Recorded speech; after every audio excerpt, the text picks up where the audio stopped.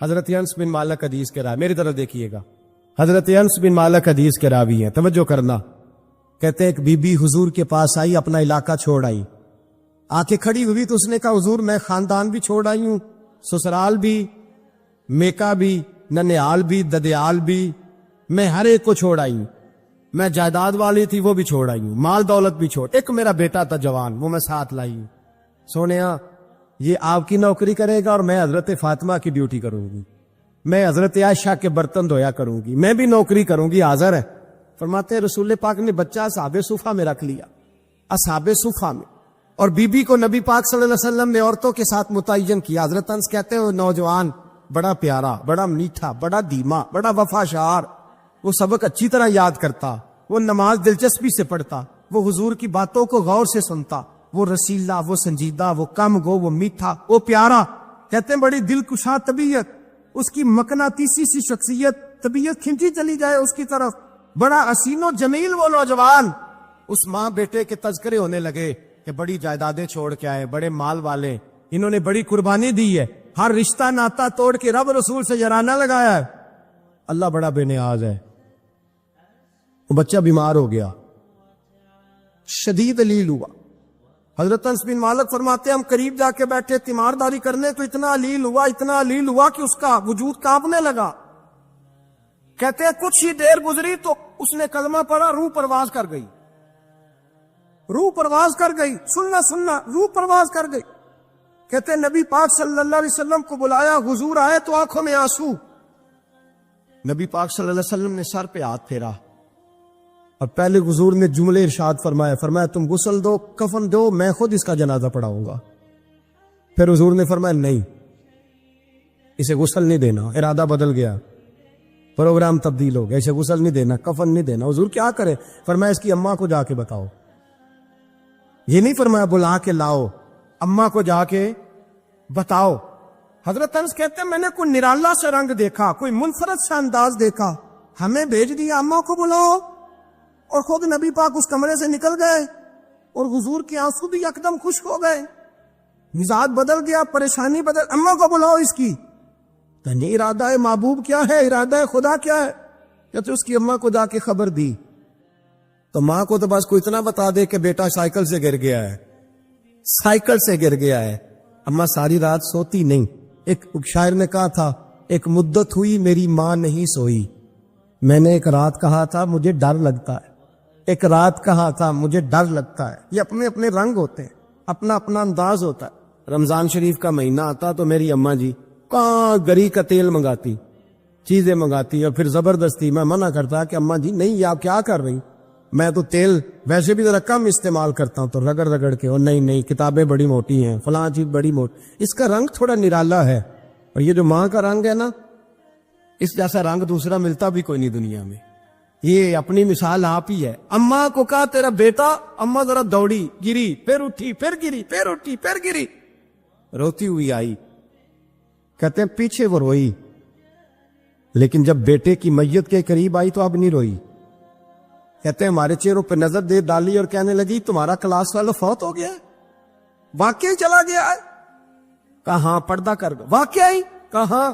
کہتے اماں نا زمین پہ بیٹھی اور پہلے اس نے بیٹے کے پیر اٹھا کے چومے، پھر سینے پہ رکھے، پھر وہاں سے اٹھی اور ادھر آئی، سر سجدے میں رکھا اور دونوں ہاتھ اٹھا کے کہنے لگی اے اللہ میں دولت کے لیے ایمان نہیں لائی تھی، اے اللہ میں جائیدادوں کے لیے کلمہ نہیں پڑھا تھا، مولا میں تیری بارگاہ میں آئی تھی تو میں تیرے اور تیرے رسول کو مان کر آئی تھی، خدا بندہ میں نے میکے چھوڑ دیے، سسرال چھوڑ دیا، ننیال چھوڑ دیے، ددیال، وہ دشمن تھے سارے دین کے، چھوڑ کے آئی، میں نے آرزوؤں کا بڑا مکان بھی چھوڑا، خدا بندہ بیٹے نے جانا تھا، مجھے شکوہ کوئی نہیں، لیکن خدا بندہ اب میرے سارے کہیں گے تو نے کلمہ پڑھا تھا تو تیرا بیٹا ہی چلا گیا، اے اللہ کی اگر نے دل مسلم کی دل جوئی نہیں، تانا دیں گے بت کے مسلم کا خدا کوئی نہیں، اے اللہ میرا یقین کہتا ہے کہ اگر تو مارنے پہ قادر ہے تو زندگی دینے پہ بھی قادر ہے،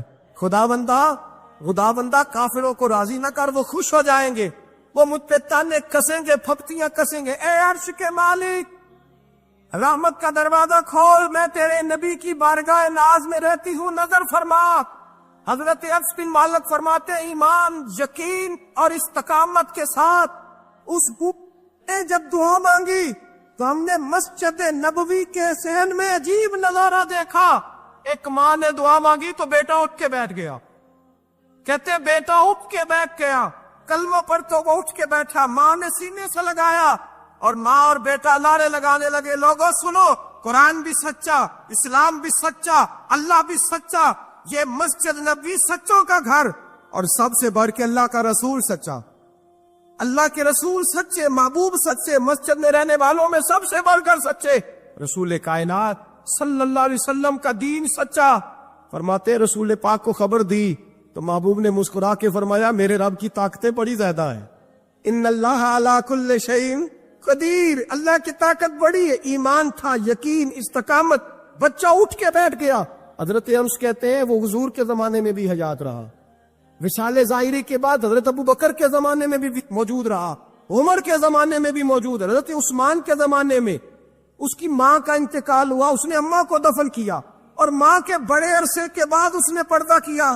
جب ہم اس کی طرف دیکھتے تھے نا، دیکھتے اس کی طرف تھے پر ہمیں اس کی اماں کا ایمان یاد آ جاتا تھا، ہمیں یقین، او بھائی کبھی تو نے رب کریم کی بارگاہ میں سر سجدے میں رکھ کے مانگا ہی نہیں، تو کبھی آیا ہی نہیں، ورنہ اس کے دروازے سے کوئی خالی جا سکتا؟ سوال ہی نہیں پیدا ہوتا، کوئی خالی جائے، کوئی جاتا ہی نہیں، وہ بھیجتا ہی نہیں، اس کا انداز ہی نہیں، اس کا یہ کریمانہ انداز ہی نہیں، وہ بھیجتا ہی نہیں، وہ تو نواز دیتا ہے۔ ایمان، یقین، استقامت اپنائیے، اور یہ اپنی زندگی میں اللہ تبارک و تعالیٰ کے ساتھ جڑیے۔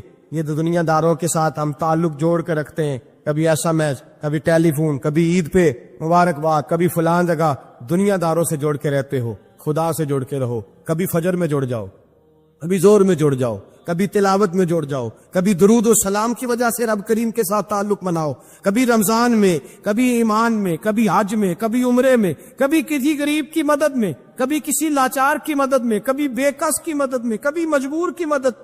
جڑ جاؤ اللہ تبارک و تعالیٰ کے ساتھ، مضبوط ایمان، مضبوط قوت پیدا کرو، توانائیاں حاصل کرو، اپنے اندر خوبی پیدا کرو۔ میرے بھائی یاد رکھیں، ایمان مضبوط ہوتا ہے تو اللہ عرش سے مدد نازل فرماتا ہے، اور جب ایمان کمزور ہوتا ہے تو جو مدد پاس ہوتی ہے وہ بھی چھن جاتی ہے۔ رمضان المبارک ایمان کا موضوع بیان کر کے دو باتیں گزارش کرنی ہے۔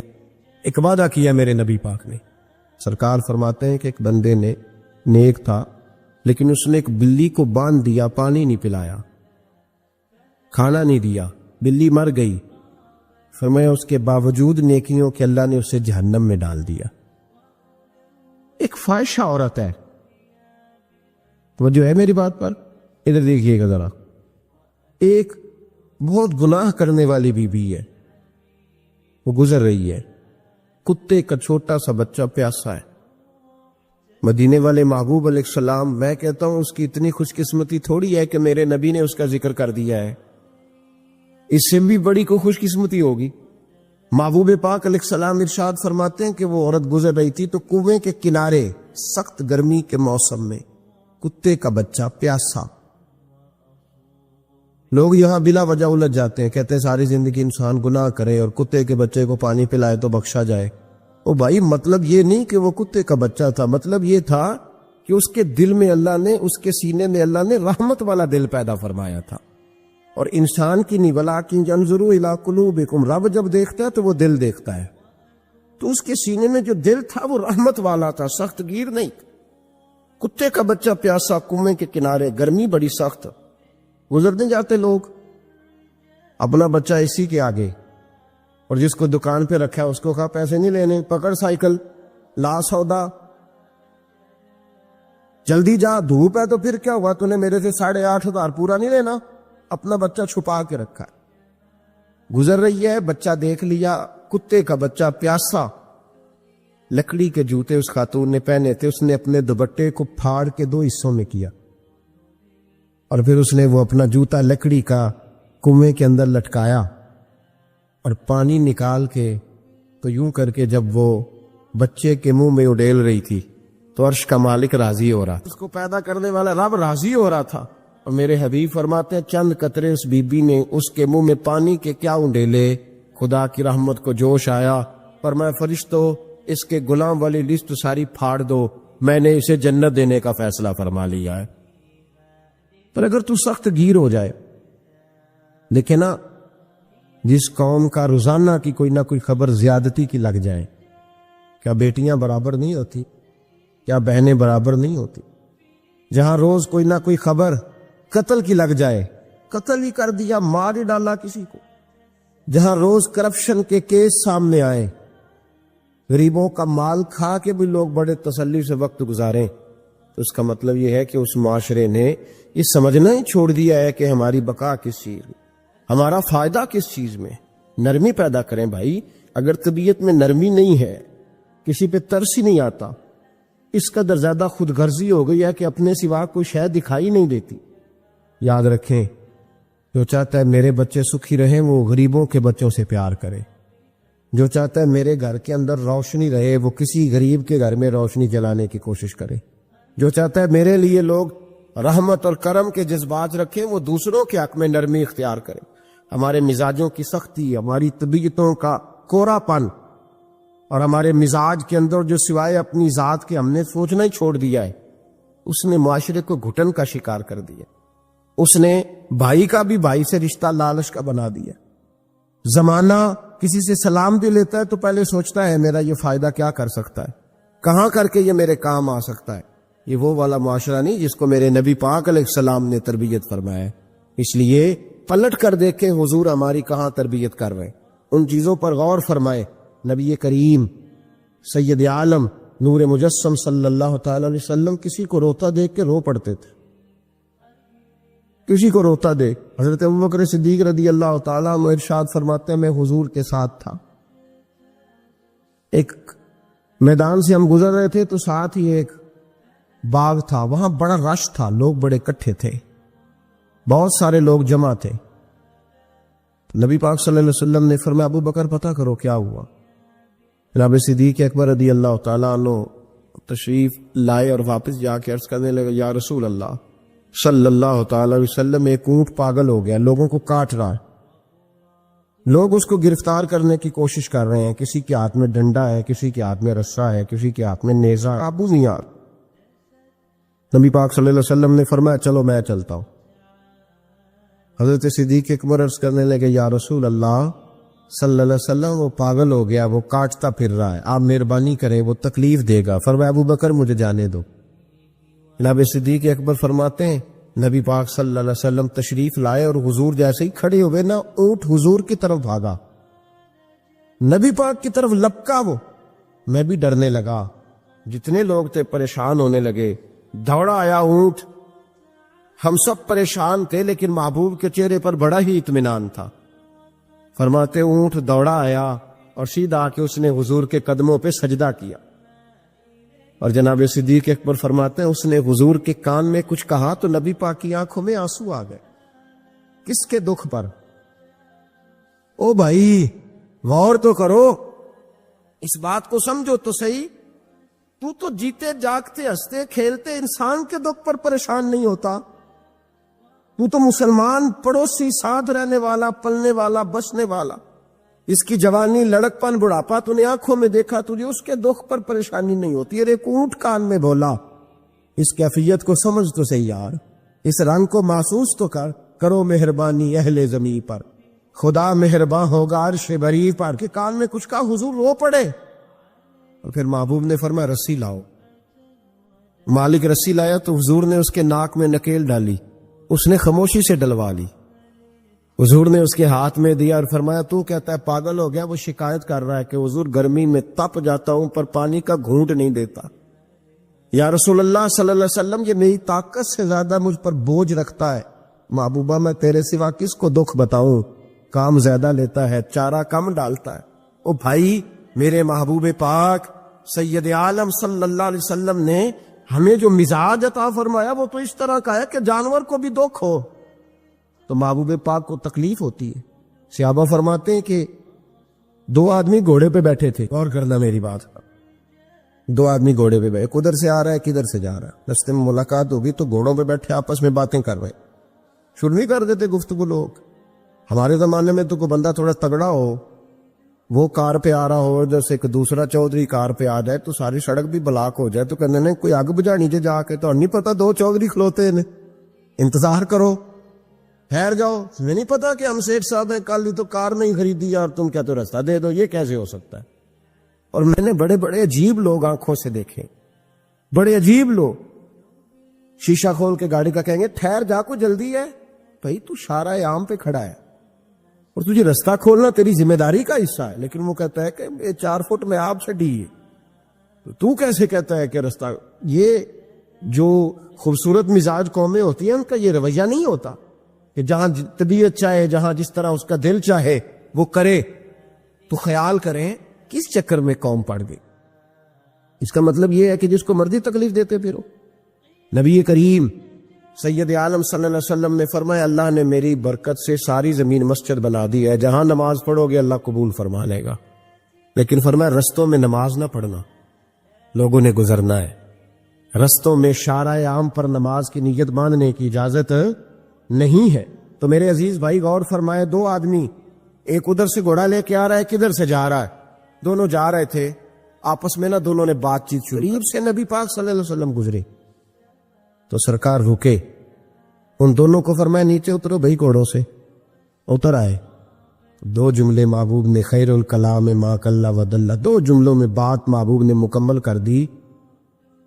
فرمایا جانوروں کو سواریاں بنایا کرو، کرسیاں نہ بنایا کرو، سواریاں بنایا کرو، انہیں کرسیاں، جب بیٹھنا ہو تو نیچے اترو، کسی کرسی پہ بیٹھ کے بات کرو، یہ سواری کے لیے ہیں، ان کے اوپر بوجھ اس وقت بنو جب تم نے سفر کرنا ہے، تم بوجھ بن گئے۔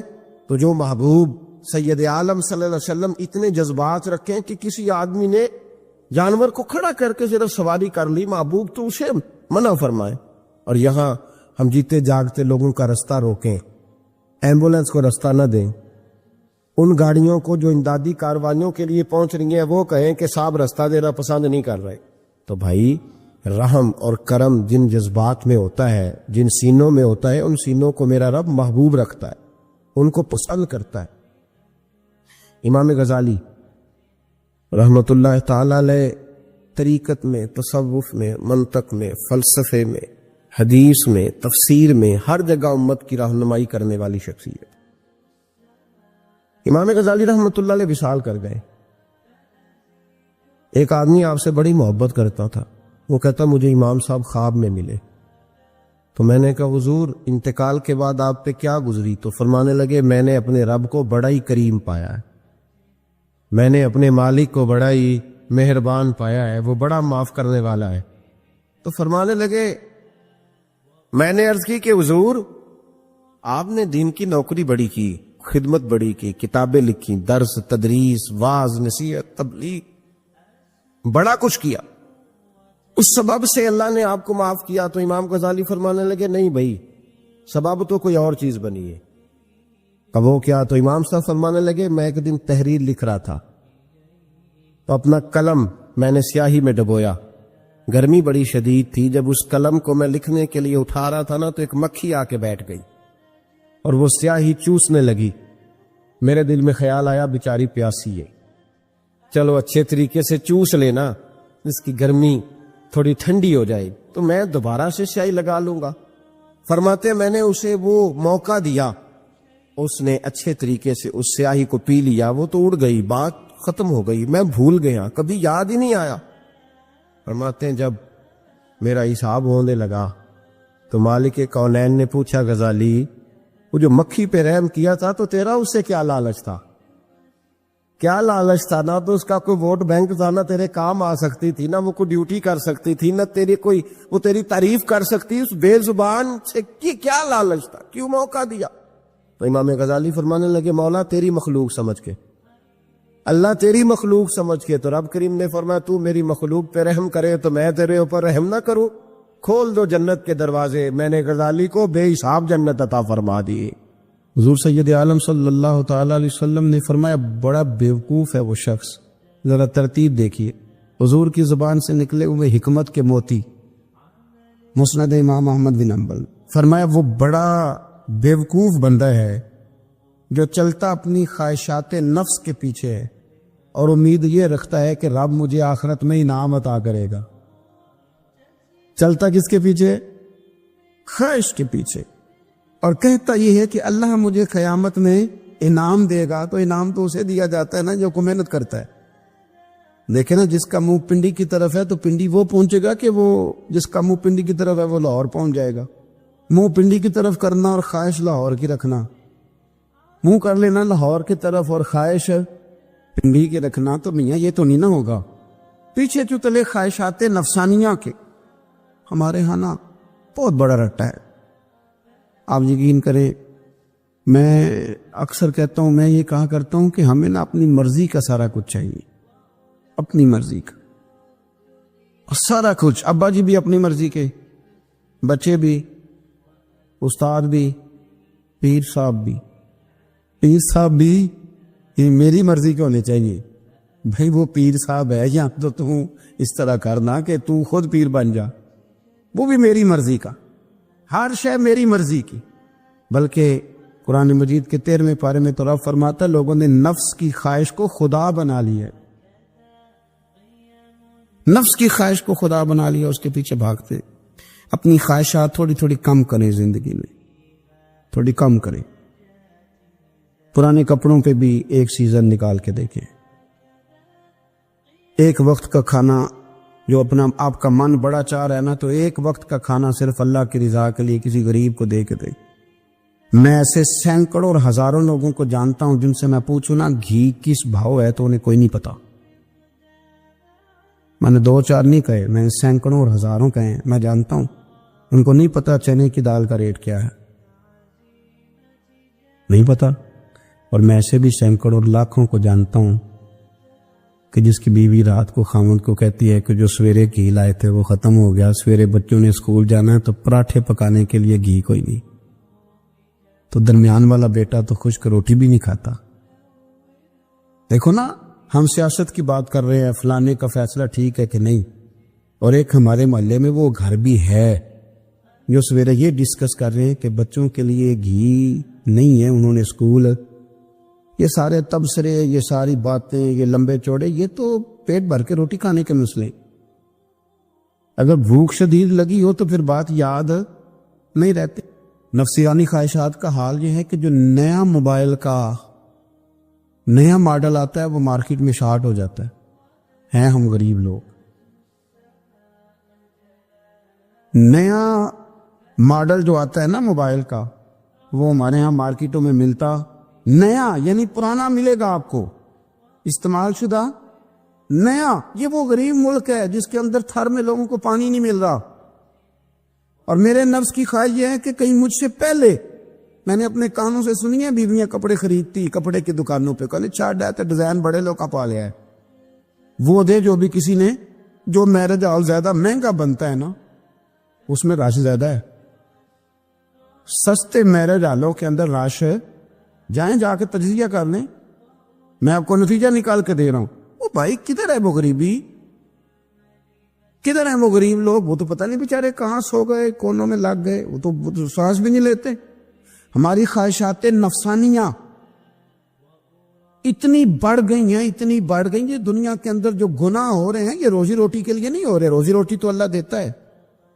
جو لوگ جسم فروشی کر رہے ہیں، یہ جو لوگ لوگوں کی تجارت کر رہے ہیں، دھندے ہو رہے ہیں، تو روزی روٹی کے لیے نہیں، نفسانی خواہشات کے لیے. یہ کاروں اور بنگلوں کے لیے سارا کچھ ہو رہا ہے، یہ جائیدادوں کے لیے ہو رہا ہے، یہ نیا پیٹرول پمپ لگانے کے لیے کوشش ہو رہی ہے. یہ ساری جدوجہد، مطلب آپ دیکھیں نا، ہمارے یہاں ایک گھر ہوتا ہے، گھر کے بعد ایک لان ہوتا ہے، اس سے صبر نہیں آتا تو اس کے بعد پھر فارم ہاؤس ہوتا ہے، ڈیرا ہوتا ہے، اس کی الگ ہمیں ضرورت ہے. نہ اتنے پیر نہ دنیا کے اندر آپ پساریں کہ دنیا سے جانے لگے تو یارو کٹھے ہی نہ کر پائیں. نہ اتنے نہ. اپنی زندگی مختصر، محدود، تھوڑی خواہشات، گنے ہوئے پیسے، نفع تلے کام. میں آپ کو صحیح بتاتا ہوں، جیسے جیسے انسان بڑا ہوتا جاتا ہے وہ الجھتا جاتا ہے، اس کے مسائل بڑھتے جاتے ہیں. آپ دیکھ لیں ہمارے ہاں لوگوں کی آمدن تھوڑی نہیں، خرچے زیادہ ہیں. مسائل اخراجات کے، آمدن کے تھوڑے ہیں. میرے رسول کریم صلی اللہ تعالی وسلم کے قربان جاؤں، مدینے والے حبیب نے کمال کر کے ہمیں دکھایا۔ حضور سید عالم علیہ السلام نے فرمایا میں تو بھوک لگنے پہ روٹی کھاتا ہوں، میں تو بھوک پوری لگ جائے تو کھاتا ہوں، اور فرمایا پوری بھوک مٹتی نہیں تو میں ہاتھ کھینچ بھی لیتا ہوں، میں شکم سیری نہیں کرتا۔ ہم تو ٹائم دے کے روٹی کھاتے ہیں، یہ نہیں کہتے بھوک لگی، کہتے 7 بج گئے، ناشتے کا ٹائم ہو گیا، اب 2 بج گئے، اب دوپہر کے کھانے کا یعنی ٹائم ہو جاتا ہے، بھوک لگے نہ لگے، اب مغرب ہو گئی تو شام کے کھانے کا اپنی خواہشات کو سمیٹو ورنہ یہ غلام بنا لے گی۔ میں آپ کو صحیح بتاتا ہوں، بچپن میں جوانی میں جن لوگوں نے خواہشوں کو نہیں نا سمیٹا، میں کچھ ایسے لوگوں کو جانتا ہوں بڑھاپا آ گیا ہے، اب وہ چاہتے ہیں کہ ہم وہ غلطی چھوڑ دیں پر وہ رچ بس گئی ہے، ان کے بچے انہیں کہتے ہیں ابا بس کر، لوگ شکایتیں کرتے ہیں، لیکن چونکہ جوانی میں کنٹرول نہیں کیا تو بڑھاپے میں کیسے ہوگا؟ ہماری خواہشات ہمارے لیے مصیبت بن گئی ہیں، ہم کچھ ایسی بری عادتیں تھیں جن کے پیچھے لگ گئے تو تباہ ہو گئے۔ واپس آئیں، میرے رسول کریم سید عالم صلی اللہ علیہ وسلم کے غلاموں نے نا اپنی زندگی کو محدود کر کے رکھا، محدود۔ حضرت سلمان فارسی رضی اللہ تعالیٰ عنہ حضرت عمر سے ملنے آئے، جناب عمر کہنے لگے یار بڑا کام کا بندہ ملنے آیا ہے، کوئی مطلب کی بات ملے گی، کوئی جی کہنے والے بھی بڑے ہوتے ہیں نا، تو ان کا ویسے بھی حق نہیں بنتا کہ وہ جا کے بتائیں۔ کچھ ہوتے ہیں جو دوست ہوتے ہیں، جو بڑے ہوتے ہیں، وہ کئی دفعہ کچھ باتیں بتاتے ہیں، اصلاح کرتے ہیں، اس میں مزہ آتا ہے۔ حضرت عمر فاروق نے حضرت سلمان فارسی رضی اللہ تعالیٰ عنہ سے کہا یار بڑے دنوں کے بعد آئے ہو تو یہ تو بتاؤ میرے اندر کوئی غلطی تو نہیں؟ میں حکومت کر رہا ہوں، لوگ سارے عدل انصاف کی باتیں بتا رہے ہیں، میرے تقوی کی باتیں سنا رہے ہیں، کوئی غلطی؟ تو حضرت سلمان فارسی رضی اللہ تعالیٰ عنہ کہنے لگے بالکل غلطی ہے عمر، تمہارے اندر بڑی شدید ہے، مجھے بڑی ناپسند ہے، اور شدید قسم کی غلطی ہے، نہیں ہونی چاہیے تھی۔ حضرت عمر فرمانے لگے بولو، عرض کی مدی کیا پورے 22 لاکھ مربع میل میں سب جگہ غربت ختم ہو گئی ہے؟ حضرت عمر کہنے لگے نہیں، تو فرمانے لگے مجھے پتہ چلا ہے کہ جب تمہارے پاس دوپہر کا کھانا آتا ہے تو سالن کے ساتھ چٹنی بھی آتی ہے، یہ غلطی نہیں؟ تمہاری حکومت میں 22 لاکھ مربع میل 24 لاکھ مربع میل سارے بندے پیٹ بھر کے روٹی کھانے لگے ہیں؟ عرض کی نہیں۔ تو فرمانے لگے حضرت سلمان فارسی عمر پھر تو 2 سالن کھاتا ہے کہ ایک وقت میں، اللہ سے ڈر نہیں آتا؟ تو جناب عمر فاروق رو پڑی۔ یہ بالکل جائز تھا، اس بات سے اگر کوئی منع کرتا ہے تو جائز نہیں دین میں، یہ بھی میں آپ کو بتا دوں، آپ کے پاس جائز پہلے 6 سالن کھائیں، میں کون منع کرنے والا، پر وہ عمر تھے نا، عمر کا منصب اور ہے۔ حضرت سلمان فارسی نے جب کہا تو عمر رو پڑے، کہنے لگے تو میرا سنگی ہے، میرے لیے دعا کر، میں اللہ کی بارگاہ میں توبہ کرتا ہوں، آج کے بعد یہ غلطی نہیں دہراؤں گا۔ اپنی خواہشات کو اتنا اصول پسندی کا نام نہیں، دور دور تک نام نہیں اصول پسندی کا۔ حضرت سیدنا بہلول دانا، بندہ سادہ تھا تو نام اس کا دانا تھا۔ آپ بیٹھے تھے تو ہارون رشید کا لشکر آنے لگا تو وہ ایک بندہ دوڑا آیا، کہنے لگا بابا رستے سے اٹھ جا، ہارون رشید آ رہا ہے۔ تو آپ فرمانے لگے تو غلام ہے نا، تو نے ڈیوٹی کر دی ہے نا، اطلاع دے دیا، میری مرضی اٹھوں چاہے نہ اٹھوں، تیری ڈیوٹی پوری ہوگی، تو جا، تیرا کام ہو گیا۔ کہنے لگا بادشاہ میں اس کا غلام ہوں، تو ناراض ہوگا، تو اٹھ جا۔ تو بادشاہ کہنے لگا تو اس کا غلام ہے تو وہ میرے غلام کا غلام ہے، اور اگر تجھے زیادہ دقت ہو تو اسے جا کے بتا دینا، بے شک میں کوئی ڈرتا نہیں اس سے۔ ہارون رشید کو جا کے بتایا کہ وہ سادہ سا بابا ہے، تو وہ کہتا ہے کہ ہارون رشید میرے غلام کا غلام ہے، تو ہارون رشید بھی ناراض ہوا، کہنے لگا پتہ کر لیتے۔ جا کے پوچھا یہ تم نے کیا کہا، غلام کے غلام؟ تو آپ فرمانے لگے بادشاہ سچ بتا، تو اپنے نفس کا غلام نہیں، تو نفسانی خواہشات کا بتا، تو غلام نہیں، تو دوسرے بادشاہ کا جس طرح کا تخت اور تاج دیکھتا ہے اس طرح کا بنوا کے رکھ نہیں لیتا، تو غلام ہے کہ نہیں نفس کا؟ بادشاہ چپ کر گیا، فرمانے لگے تو نفس کا غلام ہے اور نفس میرا غلام ہے اور میری مرضی پہ چلتا ہے، تو اب بول تو غلام کا غلام ہے کہ نہیں؟ تو ہارون رشید کہنے لگے حضرت بہلول دانا سے میں نے کئی دفعہ ارادہ کیا ہے کہ آپ سے نہ ملوں، پر آ ہی جاتا ہوں، پر فتح ہر دفعہ آپ کی ہو جاتی ہے، کامیابیاں آپ کو ہی ملتی۔ دوست تھوڑا نہ کہیں رکیں، کوئی ایک آدھ خواہش، کوئی ایک آدھ پروگرام، ہماری خواہشات بڑی لمبی چوڑی، خواہشات کے ساتھ ہی ہم دوستی کرتے ہیں، خواہشات کے ساتھ ہی ہم رشتہ داری کرتے ہیں، خواہشات کے ساتھ ہی ہم شادی کرتے ہیں، سارا کچھ خواہشات کے ساتھ۔ سیاسی شادی ہیں، وہاں شادی کریں گے تو اتنا مال آئے گا، اتنا کچھ جائے گا، خواہشات کے ساتھ۔ رشتہ داری خواہشات، غریب رشتہ دار سے دوستی نہیں، خواہش نہیں پوری کر سکتا، امیر سے۔ ہر شے خواہشات کے لیبل کے اندر بندھی ہوئی۔ آپ دیکھ لیں سارے معاملات کو ہم نے اپنی نفسانی خواہش کے اندر رکھ دیا ہے۔ میری مرضی کے مطابق دنیا چلے تو ساری اچھی ہے، اور میری مرضی نہ سنے تو بندہ ایک بھی اچھا نہیں ہے۔ اپنی خواہشات کے چنگل میں ہم نے غلامی اختیار کر لی، صبح سے شام تک نفسانیت ہی نفسانیت۔ میں اپیل کرتا ہوں اکثر، اور آج بھی کر رہا ہوں، علماء سے، واعظین سے، دانشوروں سے، قلمکاروں سے، کہ لوگوں کو احتیاطی تدابیر بھی بتائیں اور امید بھی دلائیں۔ جو موت کا خوف طاری ہوتا جا رہا ہے، اس خوف سے لوگوں کو نکالیں، امید کی کرن روشن کریں، امید کی، اور ان کے دلوں کے اندر دلیری پیدا کریں۔ میرے پیر و مرشد میرے حضرت صاحب حضور تاج الشریعہ مفتی محمد اختر رضا خان صاحب رحمۃ اللہ علیہ دلی کے ہاسپٹل میں ICU وارڈ میں داخل تھے۔ اللہ تعالی ہم سب کو محفوظ فرمائے۔ تو جو لوگ ICU وارڈ میں کبھی گئے ہیں وہ دیکھتے ہیں کہ پورے جسم کو تارے لگا دیتے ہیں، وہ یہاں بھی کوئی چیز لگائی ہے، یہاں بھی لگائی ہے، پورا وجود باندھ دیا جاتا ہے پوری طرح۔ ایک بچہ تھا دلی کا لیکن امریکہ نیشنل تھا، تو وہ بھی وہاں تھا اور مایوس ہو گیا تھا زندگی سے۔ نوجوان تھا پر مایوس ہو گیا۔ مرتا وہ ہے جو دل چھوڑ جاتا ہے کسی بھی بیماری میں، اسی بیماری میں نہیں، کسی بھی بیماری میں جو لوگ اندر سے ہار گئے وہ گئے۔ وہ نوجوان کہتے ہیں کہ بالکل میں ہار گیا تھا۔ تو حضرت بھی وہاں داخل تھے، نماز کا وقت ہوا تو فرمانے لگے یہ اتارو سارا کچھ اور میں نے نماز پڑھنی ہے۔ انہوں نے کہا حضرت جی آپ کی طبیعت، فرمانے لگے میرا وجود مجھے محسوس کرا رہا ہے کہ تیرے اندر طاقت ہے، کھڑے ہو کے پڑھ، میں نے اپنے رب کریم کو سجدہ کرنا ہے، میں کھڑے ہو کے نماز پڑھوں گا۔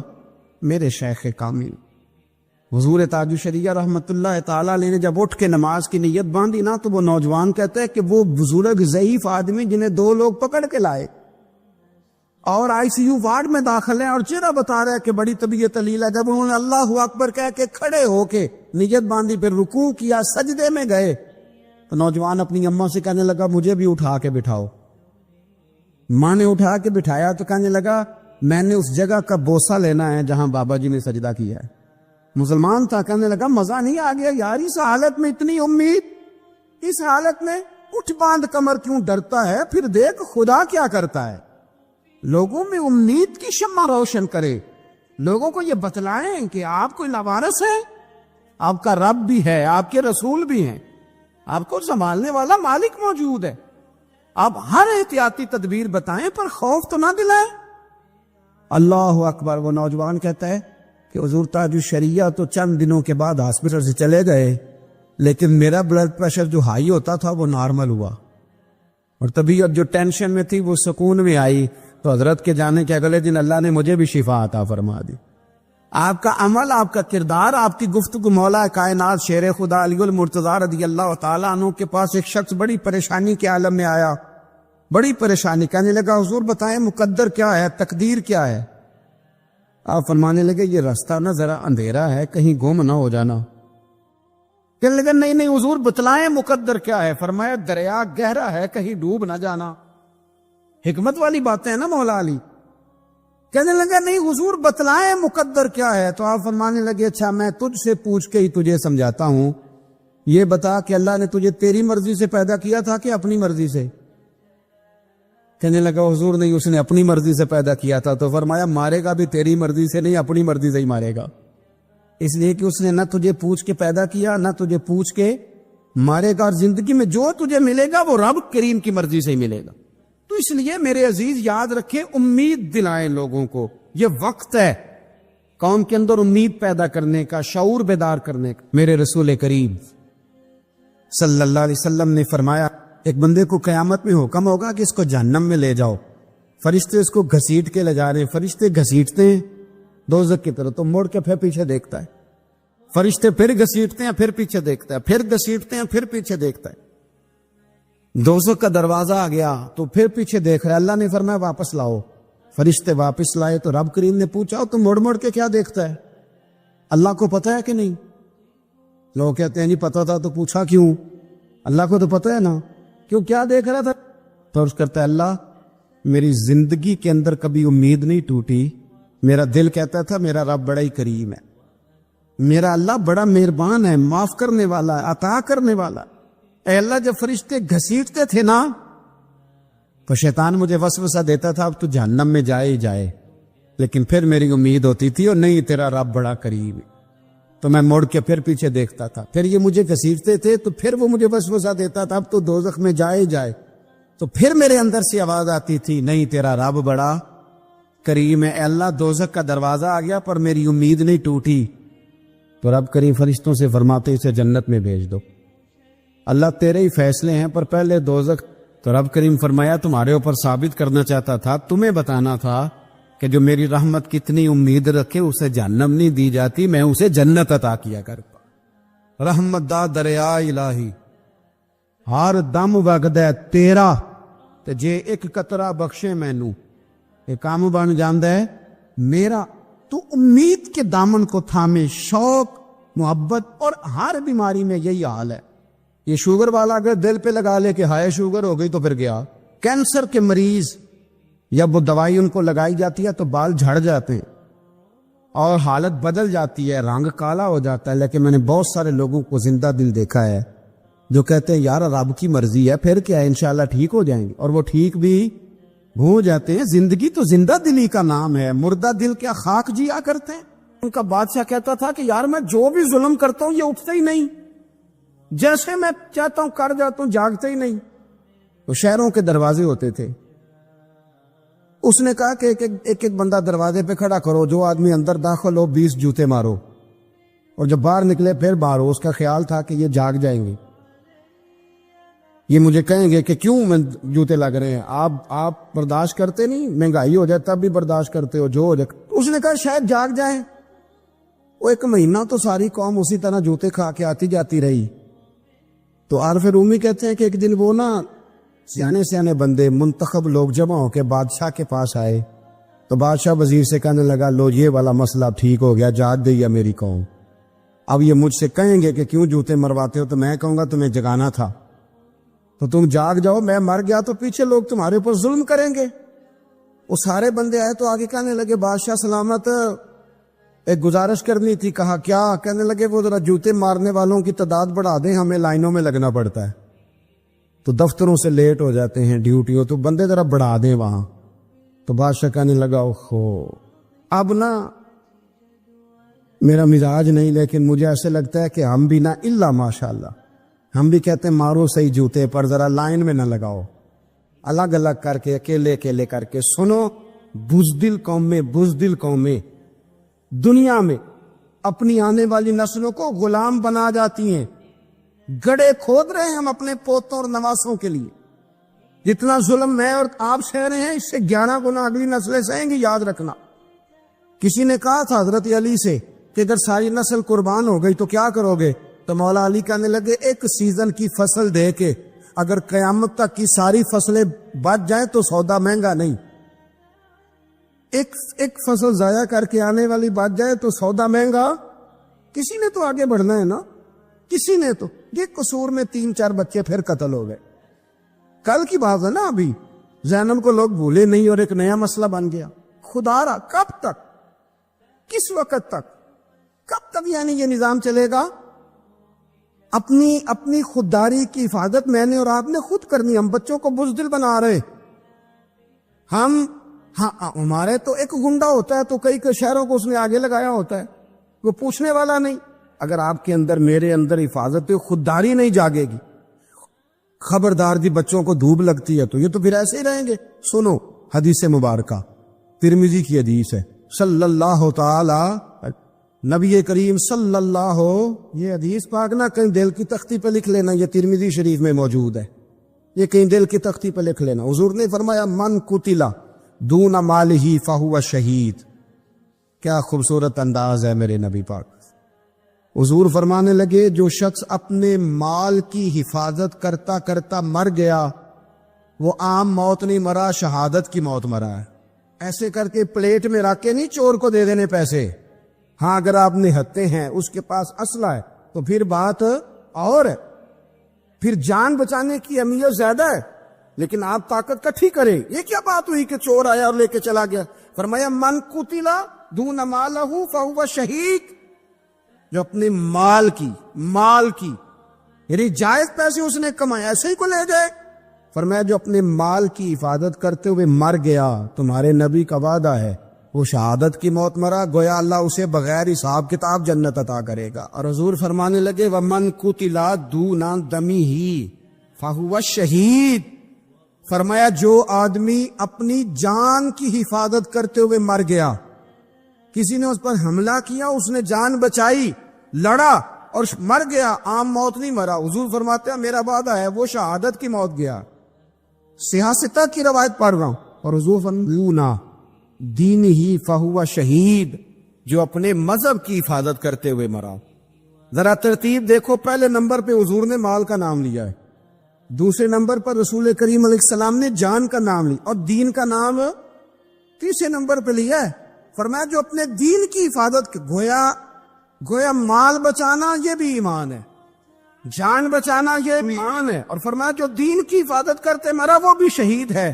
اور پھر میرے رسول کریم فرمانے لگے وَمَن قُتِلَ دُونَ أَهْلِهِ فَهُوَ شَهِيدٌ، فرمایا جو اپنے بال بچوں کو بچاتے بچاتے مر گیا، اللہ اسے بھی شہادت کا درجہ عطا کرے گا۔ جو شخص مال بچاتے دنیا سے چلا گیا وہ بھی شہید، جان بتاتے چلا گیا وہ بھی، تو پلیٹ میں رکھ کے دینا شروع کر دیا سارا کچھ پلیٹ میں۔ فرمایا جو آدمی اپنی جان بچاتے چلا گیا شہید، دین بچاتے چلا گیا شہید، گھر والوں کو بچاتے چلا گیا۔ نبی کریم علیہ السلام کی خدمت میں ایک صحابی نے عرض کی حضور اگر کو میرا مال چھیننا چاہے تو حضور نے فرمایا مقابلہ کر، مسلم شریف کی حدیث ہے، مقابلہ کر۔ عرض کی حضور اگر اس نے مجھے قتل کر دیا تو حضور فرمانے لگے رب تجھے شہادت کا درجہ دے گا۔ عرض کی یا رسول اللہ اگر میں نے اسے قتل کر دیا تو حضور فرمانے لگے پھر رب اسے جہنم میں ڈال دے گا، تجھے شہادت ملے گی شہادت، اور اسے دوزخ ملے گی۔ ہمت پیدا کرے، دلیری پیدا کرے۔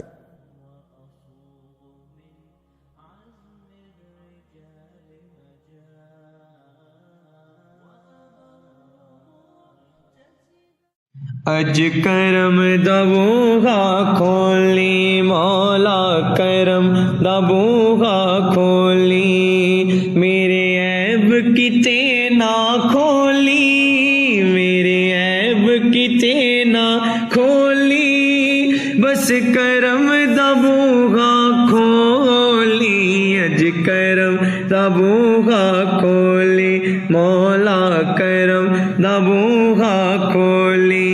اللہ اللہ اللہ اللہ اللہ اللہ اللہ اللہ اللہ اللہ اللہ اللہ، دل کرے تا تھر تھر کمبن اونچیاں شاناں والے مولا، فضل کرے تھی بخشے جاسن میں ورگے مکالے مولا۔